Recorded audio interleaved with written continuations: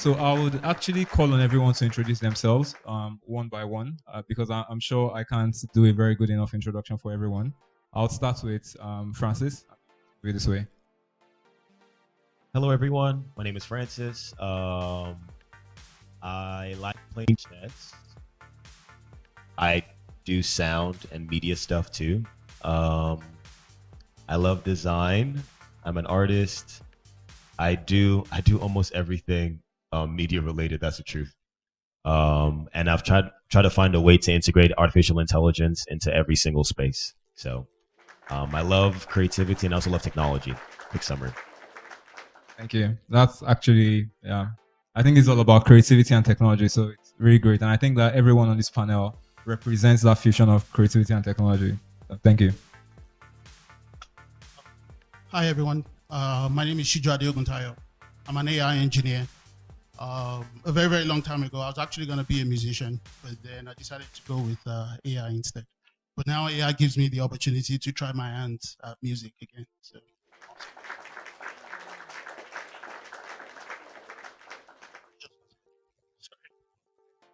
Hello, everybody. My name is Malik. I like to refer to myself as a storyteller.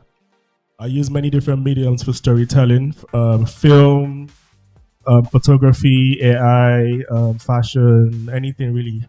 Depends on my mood. So, I'm a storyteller. That's the best way I can put it. Yeah. Yes, hi everyone. My name is Ahmed Awushegbe and I'm a software engineer, but I majorly focus on 3D, augmented and virtual reality. I also have an MSc in AI. And yeah, and I love anime. Nice to be here.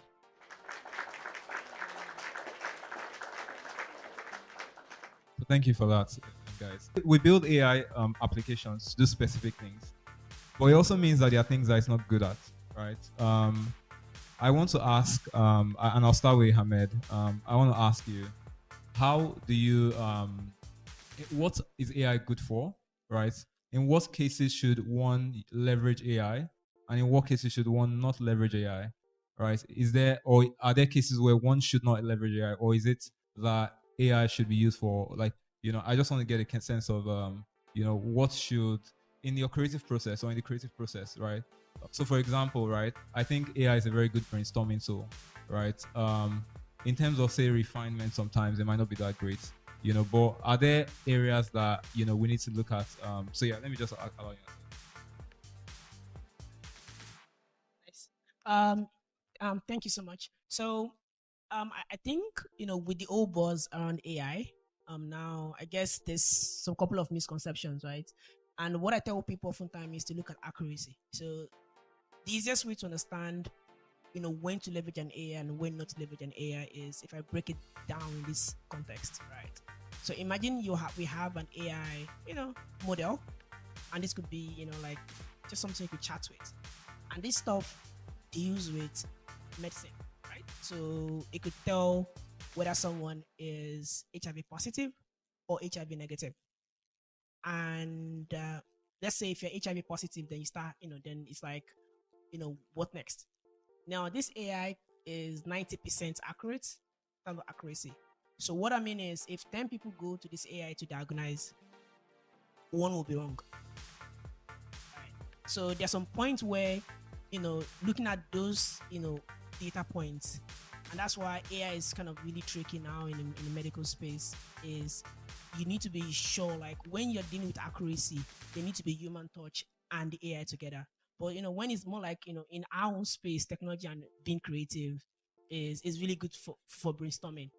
As you said, and yeah, and the way how you said to apply AI, because more in 3D space is we tend to see how we could use AI to generate 3D models. It's a really big space. It's a really big industry. When we're trying to do our work, we spend a week, a day, 2 days trying to generate 3D model for like animations, for games, and a whole lot of stuff. But with AI now, I could just prompt, or I could, have like an image there, and it works. And this is a really good place to leverage AI as compared to, there was this chatter I had with the CEO of a big furniture company, $1 billion furniture company, and they're trying to convert all their furniture on their store into 3D model. and then they had this client they were working with, and then they had to pay the clients, I think, a fixed fee in dollar per model. And by the time they looked at that for like 10 million items on the website, it was like, oh, that was too much. But then looking at stuff like AI, for example, just having pictures convert that, showed like that's like a really good way to apply AI. So AI is good to brainstorm, to test, to move fast, to iterate fast. But then when you're dealing with stuff that have to do with accuracy and people live, then you want to have like human intervention.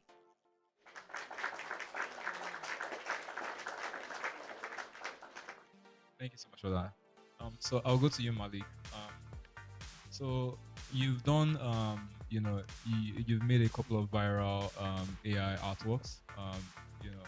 I want to ask you plainly, what is the secret, right? How, in your process, right?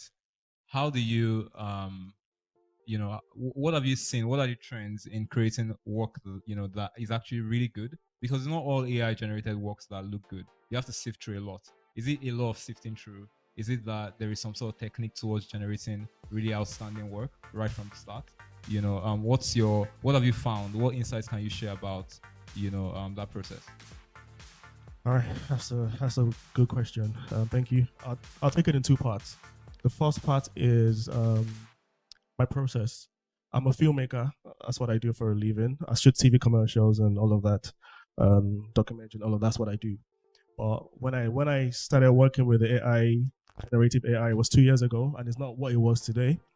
And what I found out was that it's very biased, the very generic, very biased, and it wasn't made with us in mind, So we get generic images of, I'll take you back a little bit, first of all.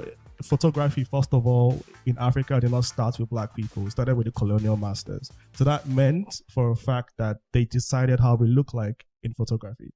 So that had gone down from past to all of, obviously, stock photography, health, commercials. When you talk about WHO and all of that, you see kids on the streets, you're begging for food. That's the image of Africa that the digital world has. So now, unfortunately, it has trickled down into the AI softwares. So when I started to create the Elder series, I was trying to create elegant Africans that look a certain way, but I was getting very, very stereotypical images. I was getting men in the villages that were looking very, very impoverished. So I was wondering why. So literally, I had to train it with my data. I had to train it with many things that I had. I needed to change the image used on my own neural network. So that's why my images that came out were very different from the images that were generic from the actual thing. So because I now realized that this is what it is, I started to train my own data sets. So my images are very specific, very detailed. And because I have a background in film, I understand lighting, I understand composition, I understand what things are meant to look like. So I apply that as well. So I never let the AI software dictate my final output or let it, show me my results. It's just a brainstorming tool, like you said, or a tool to start off. Like I said, just a tool. So with all these other factors in mind, that's how I get my results. I hope that answers the question. Yes, it does. Thank you so much. All right. So I have a question for you, Shiju, also.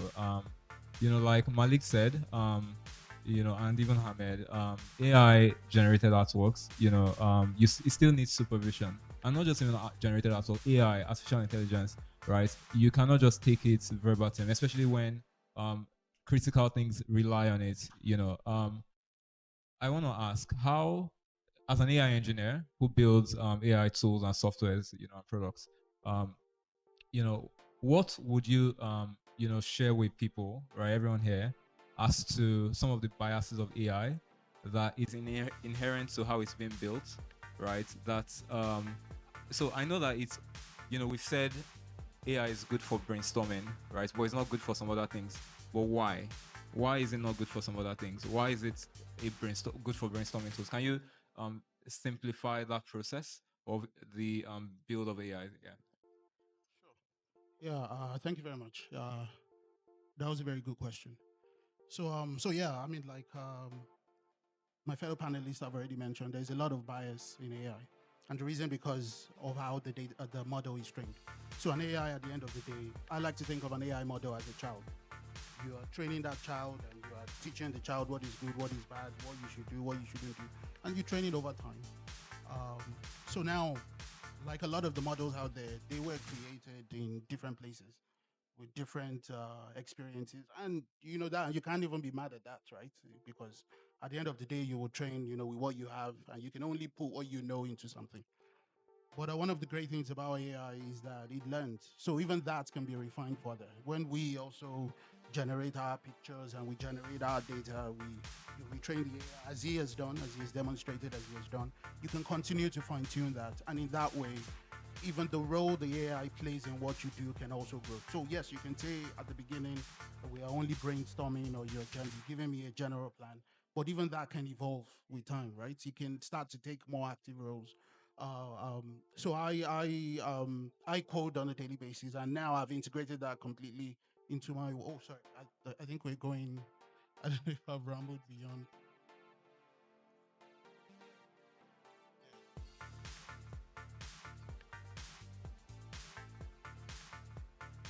So just to reiterate on the question, I'll say, as we've sort of built that premise, AI is good at brainstorming, but sometimes you need to supervise the results, right?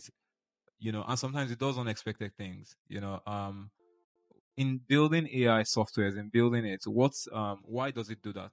Like why, right? So that people understand why, not just use it this way. Like this is so people understand the restrictions and the constraints of the tool, right? From the perspective of an engineer. So yeah, I think I touched on that a little bit. So it comes from that bias, and that bias comes from the data that it's trained with, as well as the bias of you yourself that you're creating it based on what you know. Thank you so much for that.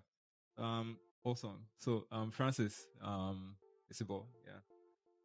So Francis, also for a bit of context, I mean, a lot of the works that you do, just like Malik, is very centered on representing maybe not Nigerian, but Black and African stories in the work that you create with AI. I will also ask you the same question that I asked Malik. How do you how do you go about your process, right, to make sure that when you what you generate, like how do you keep that consistency in what you generate? What techniques, what maybe not techniques, but yeah, what have you learned, what insights have you uncovered from from this process? Yeah. Okay. Yes, I go for representation because I feel like when I first started as well, it was only basically white folks online, and I felt like that's not inaccurate. So, like, I'm a believer, and most of the things I'm doing, they're going to be used in the Christian space with teaching children the things of God, etc., etc. And I feel like representation is very critical for people to associate, like, what you're. So, if you're telling someone this person is a good role model, and the person looks like you, or he looks like he could have lived next to you or something, I feel like that puts things within reach as compared to if he's on from a different continent or something. A major thing I began to do was I began to document my process. So I have, like, every single product I work on, I have like logs with all the prompts I use and every iteration. Right now, that's not as I use Midjourney, by the way. I believe you're using Stable Diffusion, your own installation, I'm guessing, or something else. Midjourney as well, Stable Midjourney as well. Diffusion, but I use Python to train as well. Gotcha. So which is Gotcha. I just got my installation like maybe like 2 weeks ago, but that's for video usage or whatever for a movie. But I use Midjourney, and then recently they've upgraded the back end of things where they now have the logs, and you can go behind and see all your prompts and everything. You can search for stuff based on keywords, but I still have the keywords simply because of I can have a project that's like the title of the project, and I have all the different prompts that were used. And if I need something from that place, I just go back there. And while looking at different styles, because I go about different styles, watercolor, mixture of watercolor, acrylic, and different things or whatever. For the sake of consistency, I will kind of nail a look and keep on refining it until I get somewhere. There's Midjourney actually has a feature now that lets you do that a lot easier. But then it's by dialing things in and then capturing the journey on the way there. I kind of have like my warmer, hotter, cold, kind of like markers all the way through until I get a specific style I've like kind of dialed in. And anytime I want to replicate that style, I already have the prompts there. So I just change stuff around. I work with ChatGPT as well because since ChatGPT got eyes, ChatGPT Vision, I can just throw an image in there and it breaks down everything, whether it's the style. So, for example, let's say I'm going for a graphic or something that will be used in a corporate environment. I just throw in different things that fit into that space and kind of learn the design language. Then I go my own way with Midjourney and kind of like, come up with stuff in that direction as well. So yeah, basically like documentation I feel is critical, and taking advantage of the other tools beyond just having the AI prompt generator or whatever. The other thing I would say is, making things as personal as possible would be really helpful. So if you don't know, you can actually have your own chat server thing in Discord and then have Midjourney in there. So going beyond the surface and like taking advantage of these tools, I think would be really helpful in customizing your experience. Thank you so much for that. You ended with going beyond, and you mentioned your process. You mentioned all of the work. I think all of us have sort of broken down how a lot of work has to go into, AI outputs, right? So you see ChatGPT, for example, is the same tool. Everyone has access to it. I'm sure a lot of people use it.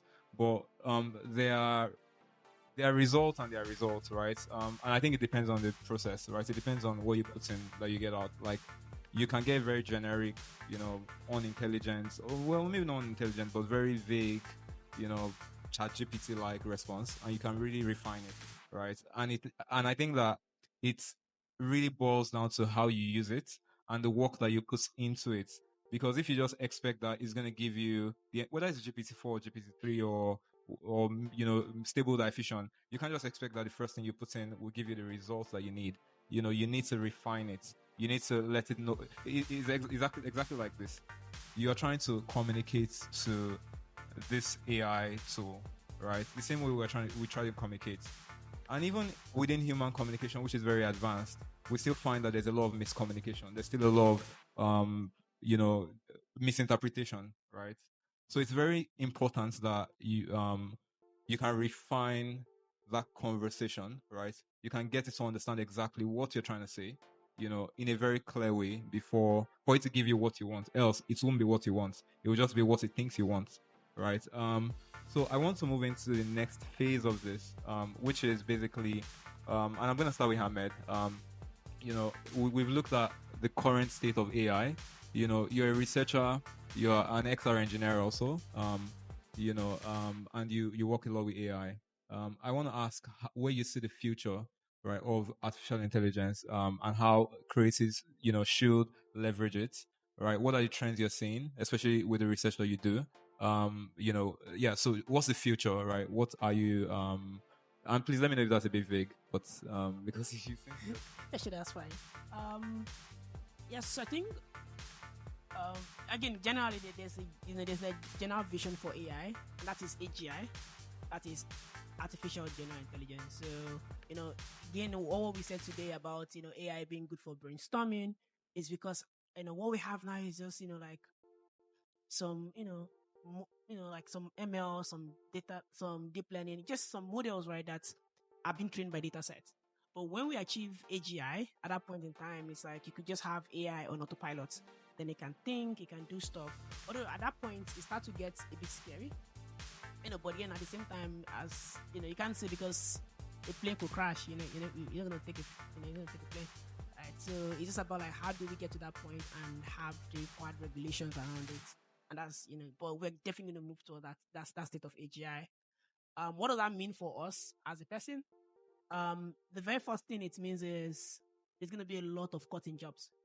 Today, most of the jobs we have today are highly automatable, right? So stuff like doing a lot of stuff, but that doesn't actually mean that job is phasing away. The way I see it is it's moving. So to break that down, for example, was like when Meta had this Horizon world, like like this virtual world, and it was like, okay, maybe XR could take jobs away, right? Then we started seeing people that were actually doing jobs inside that world. So if you come into that space, for example, and it's your first time there, you don't like know how to navigate around. You have people just there as an avatar saying, okay, point like this. So rather than actually seeing jobs go away, we're going to start to see people moving more like there's going to be a shift in what that landscape is going to look like.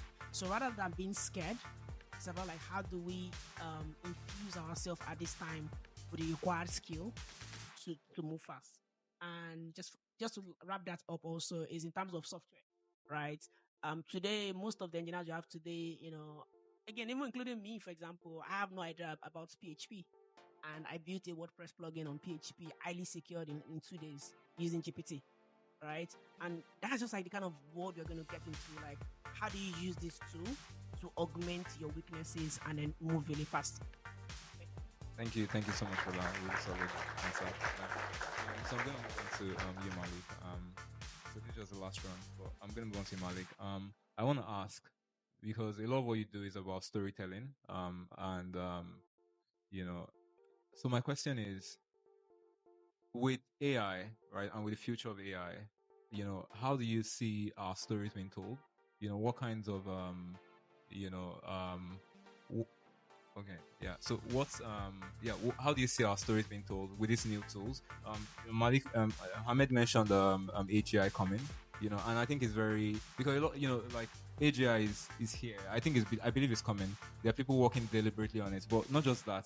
Processors are also becoming smaller. Computers are becoming smaller. Like, there are all these trends that are pointing towards, a much more, it might not seem very realistic right now, but AI, even ChatGPT didn't seem like that 4 or 5 years ago, right? I remember when DALL-E came out, right? But my question is that we also, because like Hamed also said, sorry, I'll round it up. Like Hamed also said, jobs are changing, right? The kinds of work that we do is also changing. The thing, like, for example, even when I work now, there is a part of my process that I hinge on AI, right? How do you think that will tell story? And also because of your background in filmmaking, that's why I'm asking this. But how do you think stories, right? How do you think how do you think AI can collaborate with us to tell stories? Looking at where the trends of this technology is going. I think it's already started, to be fair. And speaking of AGI, I think we should be worried, and we should not take it lightly, honestly. I used to say that, we are far away from there, but what I've seen in the past few months, trust me, I know, it's crazy. In terms of film, earlier this year, we did something, a project with Marvel Studios. We created the costume and art direction for Blade, a film called Blade. And that was like the first time Marvel was using AI. After that, they used it for another series that Samuel L. Jackson was on. But the project that I was on was this thing where we created all the costumes literally for the protagonist, the antagonist, and even the supporting actors, and the world and the art direction in between. And that was what was used for the storyboarding and for eventually for filming. So that's one thing. Another way, apart from to write stories, is you're gonna have, because we already use AI in film, like Premiere Pro, all these Adobe softwares already have AI when you want to color grade, when you want to do a bunch of things. But now it's gonna be more advanced in terms of the time it will take to finish up post-production, the time it will take for your cameras to really capture your things properly, to focus. So it's gonna be in everything that we're doing, from pre-production to post-production to the technical side, to even how you're watching it, so we should think about everything in that space, but we should think about it as creators as well, that if we don't find ways to infuse this thing in what we're doing, we're going to be left behind. We don't have to look at it as something that's going to replace, it will take your job if you don't find ways to use it. If you're a writer, a photographer, film, anything that you're doing, and you find ways to add AI to that thing, that would make it a lot better than you saying, I'm going to stick to this thing and I'm going to do it. It's not going to happen. Look at what happened to Blockbuster and Netflix. That's technology. It's always going to grow, So it's just the fact that we need to find ways of understanding it, doing our research the most, of how best to use it, because it's all on experimental phases right now. We're still experimenting. We're still finding the best ways on how to, use it for solutions, or how to refine it, or how to, tackle the bias and all these things. So we're very, very much in the early stages. So this is the best time to adopt it. So when we're there in the so-called future that is very close, we're ready. That's how I see it. It's going to be chaotic. I agree with you on that. So yeah, thank you so much for that. So Shiju, I want to ask you also with your background with building AI softwares, building tools, building products, um and also with like AGI and all these things that we're talking about, right?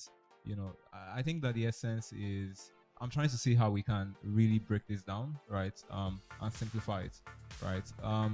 AGI, right, as we know, right, is artificial general intelligence. So for anyone who is unfamiliar, so that I give it also a bit of context in terms of AGI. AGI is meant to have the collective intelligence of all of humanity. I think that's the mission of DeepMind, for example. They're building AGI that is singularly more intelligent than the collective humanity. But what happens when you have a tool, right, that is basically representing the collective intelligence of all of humanity? But you have it. Every other person has it too, right? What kind of future would that look like? I want to ask if you have any sort of thoughts, so that you might not have any very clear cut answers, but just so that we start to think about this and we start to really it starts to really dawn on us what kind of future is coming.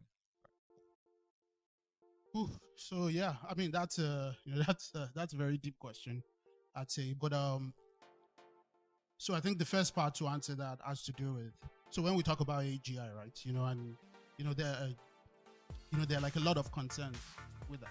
Like, what does that mean? It's gonna take jobs. Is it, and if you've seen Terminator and the rest of them, can they one day maybe come out and kill us? Now, like personally, I think that's one way to look at it. Another way to look at it is also that humanity as a whole, we have a lot of problems, and just 2 years ago, we experienced the pandemic. For the first time, the whole world experienced something that everybody else experienced, right? And while COVID was pretty terrible because a lot of people died, but there can be worse pandemics, there can be worse diseases, right? So I think one way to look at it is that while it's true that he has problem and it's problematic, we can also see it as it's necessary for long-term survival. So in terms of survival, let's even start with that. And that's one effect on our future. Now, what does the future look like with it? So, I mean, even looking at it today, AI, like what AI does well is it lets you offload a lot of all those pesky little things that you were gonna be thinking about and spending time on. It lets you offload all of that to it. So that's why it can be your brainstorming partner, your personal assistant, your study buddy, whatever it is. So you can offload a lot of all those to it, and it lets you or us think more on a higher level. Now everybody is now like a manager because you can offload a lot of those menial tasks to an AI to do that for you. So I think ultimately, yeah, I think it has the potential to make the world more productive. Now, a lot of the things that I think, and this might be a bit sci-fi, but I think it's possible to lead to a future where AI is just so productive that there's no point for a lot of people to even work anymore. Where a lot is being generated, a lot of money is being made, and like that, it's not even practical anymore to have people do jobs that AI can do 1,000 times faster. You understand what I'm saying? So like it's even better to get those people out of the way. As a matter of fact, they are slowing things down, and they can just be having like non-stop vacations. So yeah. Thank you for that very vivid picture of the future. Yeah. So Francis, I also want to ask you, still in line, how do you see, the role that AI will play in our lives, within the tools that we use, going into the future? How do you think that we should look at it? How do you think we can prepare for it? So, thank you. Yeah, funny. There's actually a TV show called Mandalorian. I don't know if you've seen that show before. One of the episodes in the most recent season, the worst season, but the most recent season though, they go to a planet where they literally have robots that do everything, and they just party nonstop. The robots, they farm, they clean, they do everything, and humans are just these kings, and they just party nonstop. The king is there, he's just like everyone else. He's like, hey, welcome, and and I know that ideally God didn't make us to do that. So there is an intrinsic danger, but like there is this sense of, okay, the toiling has to be different, from what it has been for the past few years. The truth is that this is like the Industrial Revolution. If you remember, back then, people were using every single part of the production process for everything. Now we have these tools that make things work, like you mentioned, a lot faster and a lot quicker. I will say there is still, so because artificial intelligence, it doesn't give room for spirituality. It's just a lot of pattern recognition, at least for right now, and a lot of guesstimation. The spiritual element is still something that these things lack, and this is where, and I take the spiritual part very seriously. And I'm saying that because who's ever seen the movie Dune before? The Bene Gesserit. If you remember, they banished artificial intelligence from society because of the dangers that it brought. And what they had instead were people that trusted in narcotics and different tools, going about intelligence from a different perspective. So what I see is a mixture of two things. I see advanced spirituality, where people are going new age, occultic, demonic, whatever level of spirituality like you lean into, or Christians. I believe that Christianity is the true way. Forgive me for my bias, but like you're going through spirituality, you're going hard after that, or you're going hard into technology as well with no spirituality at all, where things are basically like you're utilitarian, things are just getting done, or a mixture of the two. I believe very strongly in the mixture of the two, simply because I found that inspiration with these tools would simply lead to faster deployment of solutions. That's my major thing. So like I'm going to bring my bias in. Whenever I feel inspiration from the Lord hitting me, what hits me many times is, man, I need to respond to this quickly. And what I feel many times is a need for workflows that can optimize the quick deployment of those solutions, if that makes sense.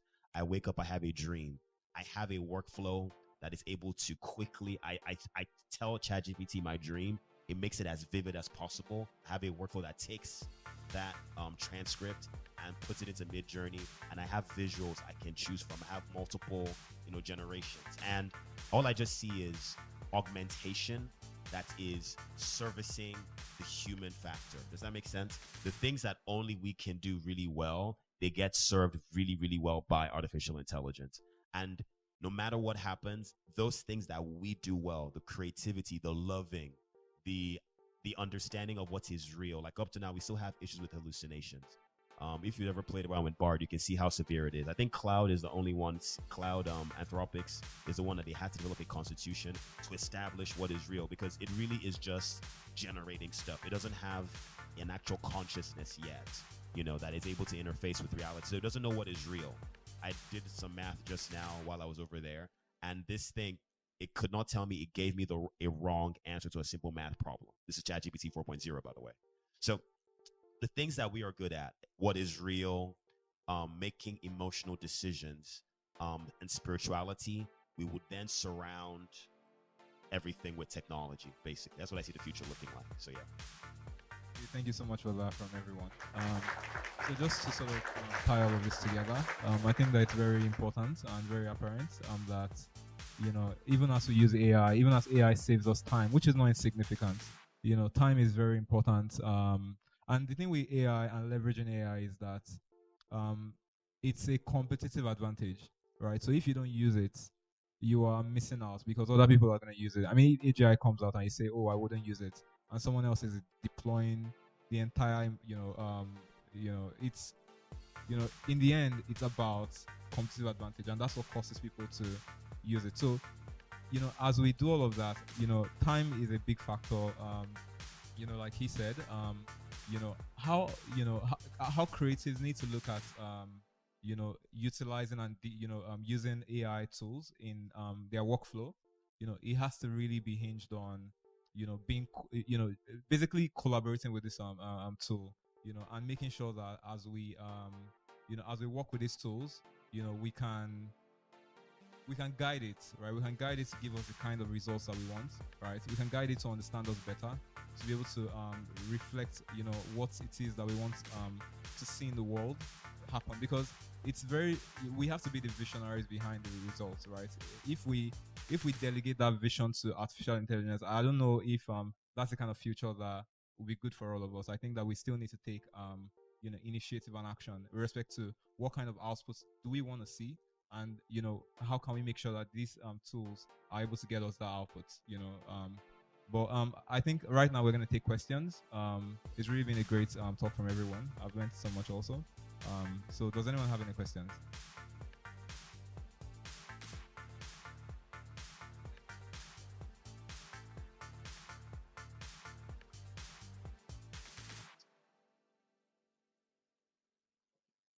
All right. So, does anybody have any question? We can only take one or two. Okay, thank you for all you've said. My question is, how does AI affect your growth? Before you get to the point where you know what to prompt it, when you're still learning and you need the process of being creative, how does AI affect those affect your growth? Next question.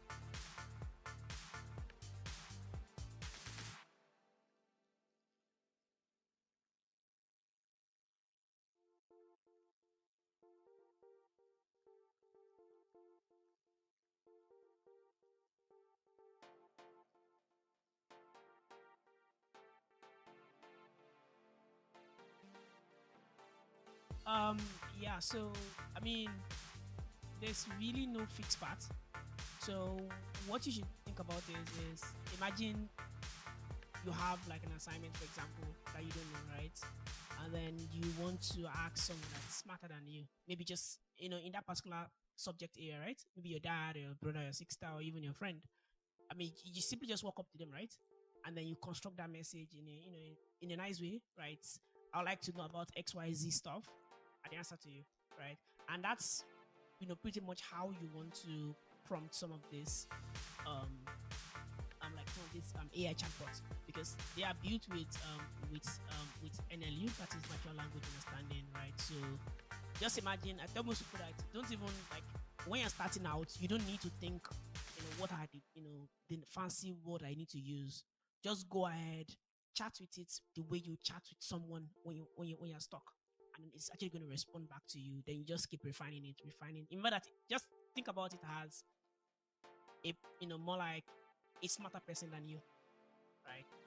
If I'm stuck in a software, for example, I see ChatGPT as maybe John Cameron, right?